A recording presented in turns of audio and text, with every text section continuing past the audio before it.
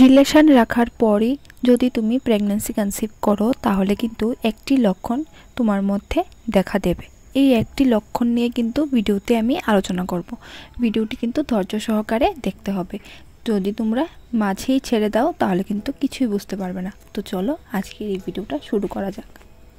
যদি কেউ pregnancy conceive করে তার মধ্যে কিন্তু অনেকগুলো লক্ষণই দেখা যায়। ওই লক্ষণগুলো নিয়ে কিন্তু আমি অলরেডি ভিডিও করে রেখেছি, তোমরা চাইলে কিন্তু আই বাটনের লিঙ্ক থেকে ভিডিওগুলো দেখতে পারো। সেই সিমটমস সবার মধ্যে দেখা দেয় এবং সেটা বোঝাও কিন্তু খুবই সহজ। পিরিয়ড মিস হওয়ার আগে কিন্তু প্রেগন্যান্সি কনসিভ হয়েছে কিনা সেটা জানার জন্য অনেক মহিলারাই বেকুল হয়ে থাকে। তো বন্ধুরা, ওভুলেশনের টাইম থেকে কিন্তু তোমরা একটা বিষয়ে খুব ভালো করে খেয়াল করতে শুরু করবে। তোমার যখন পিরিয়ড বন্ধ হবে তখন থেকে বডি টেম্পারেচারটা চেক করবে।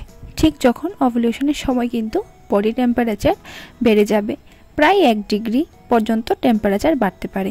বডি টেম্পারেচার যখন দেখবে বেড়ে গেছে সেই সময়টা তো ওভুলেশন হলেই কিন্তু বডি টেম্পারেচার বেড়ে যায়।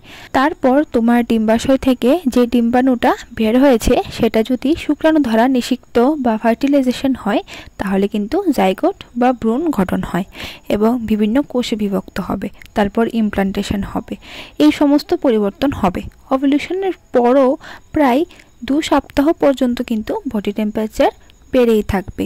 ওভুলেশনের সময় থেকে বডি টেম্পারেচার কিন্তু কন্টিনিউ বাড়তেই থাকবে। তুমি লক্ষ্য করবে, যদি দেখো তোমার ওভুলেশনের সময় থেকে যে টেম্পারেচারটা বেড়েছে সেটা যদি আস্তে আস্তে ফল করতে শুরু করে বা নিচে নামতে থাকে তাহলে কিন্তু তুমি প্রেগন্যান্সি কনসিভ করোনি। আর যদি দেখো তোমার টেম্পারেচারটা কম হয়নি এবং একভাবে বেড়েই চলেছে তাহলে কিন্তু তুমি ধরে নিতেই পারো তোমার প্রেগন্যান্সি কনসিভ হয়েছে।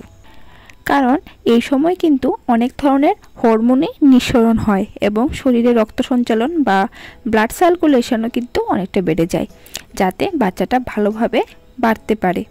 প্রেগন্যান্সি শুরুর থেকে কিন্তু রক্ত সঞ্চালনটা অনেকটা বেড়ে যাবে এবং তাপমাত্রাটাও কিন্তু বেড়ে যাবে। তোমার এই জিনিসটা লক্ষ্য করতে হবে ওভুলেশনের পরপরই। কিন্তু তুমি দেখবে যদি তোমার টেম্পারেচারটা ঠিক স্বাভাবিকের মতোই আছে বা বাড়ছে তাহলে কিন্তু তুমি বুঝতেই পারবে যে তোমার প্রেগন্যান্সি কনসিভ হয়েছে। আরেকটা জিনিস মনে রাখতে হবে, তোমাদের প্রেগন্যান্সি হচ্ছে কি হচ্ছে না এই বিষয়টা নিয়ে প্লিজ তোমরা চিন্তা করো না। দেখো, চিন্তা করলে কিন্তু আর সবসময় কিন্তু যখন আমরা চিন্তা করি তখন কিন্তু আমাদের মনটা অনেক ধরনেরই ব্যাঘাত ঘটতে পারে। তুমি চিন্তা করবে না। তুমি যদি সত্যি থাকো যে 100% এই মাসে কনসিভ হবে তাহলে কনসিভ হবে। আর ভগবানের উপর বিশ্বাস করবে। তোমরা যারা যে ধর্ম নিয়ে আছো তোমরা তাদের উপর ভরসা করো, অবশ্যই তোমার প্রেগন্যান্সি কনসিভ হবে। আর এই বিষয়টা নিয়ে একদমই চিন্তা করবে না, উপরওয়ালা যখন দেওয়ার ঠিকই দেবে। যাই হোক, তো চলো আজকের মতো আমি এখানে আমার ভিডিওটা শেষ করছি। কেমন লাগলো আজকের এই ভিডিওটা নিচে কমেন্ট করে জানিও। ভিডিওটি ভালো লাগলে একটা লাইক করে দিও, কারণ তোমাদের এই একটা লাইক কিন্তু আমাকে অনেকটা মোটিভেশন করে ভিডিও বানানো। তো চলো আজকের মতো এখানেই রাখছি, আবার দেখা হবে পরবর্তী ভিডিওতে।